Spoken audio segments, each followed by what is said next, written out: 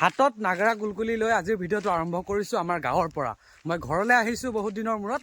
আজি আমাৰ মাহঁতৰ লগত মই দিহা নামৰ প্ৰতিযোগিতা এখনলৈ অংশগ্ৰহণ কৰিবৰ কাৰণে যাম। গতিকে আজিৰ দিনটোত আমি কেনেকৈ কি কৰোঁ আৰু আমাৰ মাহঁতৰ দলটোত কোন কোনে যাব কি কৰিব আপোনালোকক মই ভিডিঅ'টো দেখাম। আপোনালোকে খুব ধুনীয়াকৈ চাই থাকিব। আমি তাৰপিছতে গৈ মন্দিৰত উপস্থিত হ'লোঁ আৰু আমাৰ গাঁৱৰ সকলো খুৰী বৰমা সকলোৰ লগতে মন্দিৰত অকণমান আশীৰ্বাদ লৈ আজিৰ প্ৰতিযোগিতাটো যাতে আমাৰ ভালে ভালে হৈ যায় তাৰ কাৰণে আমি গোটেইখিনি ওলাই গ'লোঁ। আমি ফাইনেলি গৈ আজি পাই গ'লোঁ আমাৰ নামৰ অনুষ্ঠান কৰিবলগীয়া ঠাইটো। মানে আমি আজি গৈ পালোঁ পাতিদৰং আমাৰ দৰঙৰ এখন ঠাই। অনুষ্ঠান কৰিম বুলিও যদি আপোনালোকক কৈছোঁ তথাপিও কিন্তু মোৰ ইমান অনুশীলন নাই, যিহেতু মই বাহিৰত থাকোঁ। হঠাৎ আহিছোঁ আৰু আমাৰ মাহঁতৰ দলত যোনে নেগেৰা বজায় আমাৰ বৰমা অকণমান অসুস্থ হৈ আছে, তাৰ কাৰণে বৰমা নোযোৱাৰ কাৰণেহে মই বজাবৰ কাৰণে গৈছিলোঁ।